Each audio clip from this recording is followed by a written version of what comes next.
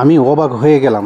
এই যে মা, এই দেখেন উঠে উঠে আসতেছেন, সারা রাত্র না খেয়ে বসে আছে। এক বিস্কিট খেয়ে দেখেন, এই বিস্কিট খাচ্ছে, উনি বসে আছে। ওনাকে মারপিট করে বাড়ি থেকে বের করে দিয়েছেন। ওনার স্বামী নেই, সন্তান নেই, কেউ নেই। উনি আসছে জুডিশিয়াল ম্যাজিস্ট্রেট আদালতে মামলা করার জন্য, কিন্তু উনি রাত্রেই চলে আসছে। আমি একটু খাবার হাতে তুলে দিলাম, মানে উনি থমকে গেছে। একটা ভালো পরিবারের একটা মানুষ, উনি থমকে গেছে যখন ওনাকে আমি খাবার হাতে তুলে দেওয়ার জন্য বললাম। তখন উনি এই যে হিস্টোরি বলতেছে, ওনাকে মারপিট করে বের করে দিয়েছে। পায়ের মাঝে কিন্তু দেখেন যে ব্যান্ডেজ করা আছে। ওনার দেবর, এরপরে বাসুর সবাই মিলে মারপিট করছে।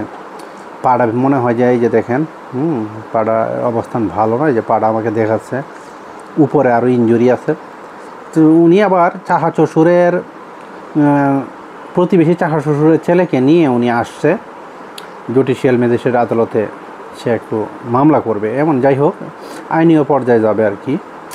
তো আমি ওনার বিস্কিট খাওয়া দেখে আমি করলাম, ওনাকে জিজ্ঞেস করলাম যে মা, আপনি এত সকালে বসে আছেন? তখন কিন্তু 5:30 বাজে সকাল। তো উনি আমাকে বলতেছে যে বাবা, আমি চলে আসছি একেবারে ভোরে। আমি কয়টায় আসছেন? 4টায় বাড়ি থেকে রওনা দিছি। কলমাকান্দা থানা ওনার বাড়ি। উনি 4টায় আসছে। উনি আবার ওই জায়গায় বসার জন্য চলে যাচ্ছে। দাঁড়িয়ে থাকে, আমার সাথে কথা বলতে পারতেছে না। তো ওনাকে আমি বললাম যে উনি ওই জায়গায় বসার জন্য, আমি ওই জায়গা থেকেই কথা বলবো আর কি। তা ওনাকে আমি আইনীয় প্রক্রিয়া কিছু বলে দিলাম যে আপনি এইভাবে কাজটা করলে আপনি সফল হতে পারবেন। আপনাকে টর্চার করে যেহেতু সবসময়, আপনি আইনীয়ভাবে লড়তে গেলে এইভাবে কাজটা করেন। আমি আইনীয় যে কিছু ধারা আছে, এই ধারায় বলে দিলাম করার জন্য। কিন্তু ওনার যে চাচা শ্বশুরের ছেলেটা আসছে, ছেলেটা ছোটো, ওটাকে নিয়ে রাত্রের আধারে আসছে। ওরা বাড়ি থেকে বারণের জন্য দেয় না, অতএব সবাই রাত্রে ডিউটি করছে যেন ও যে বাড়ি না আসতে পারে, থানা পুলিশ না করতে পারে, সেই জন্যে। দেখেন, বিশেষ করে হচ্ছে যেন যাদের কেউ নেই, আল্লাহ কিন্তু আছে।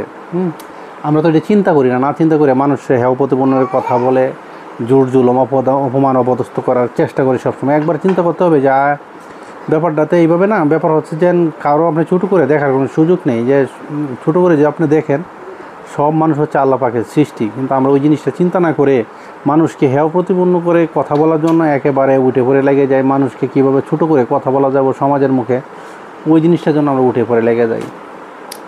ওনারা আজকে যদি আমাদের মতো কি আপনাদের মতো যদি ছেলে থাকতো, তাহলে তো আর মারপিট করতে পারতো না। একেবারে ওনার ছেলে গিয়ে ঘরে গিয়ে ধরতো।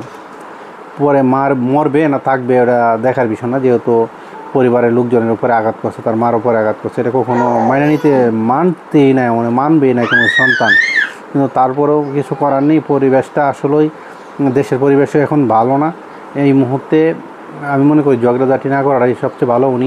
আমি মনে করি জ্ঞানী মানুষ, আইনীয় পর্যায়ে চলে আসছে। ওনার সম্পূর্ণ কথা আমি রেকর্ড করতে পারি নাই, বলতে আমার মাইক্রোফোনে চার্জ ছিল না। ওনাকে আমি যে সময়টা আমাদের ভাবছি যে লাস্ট আমার ভিডিও বানানো শেষ, আমার মাইক্রোফোনে একটা বন্ধ হয়ে গেছে, চার্জ ছিল না।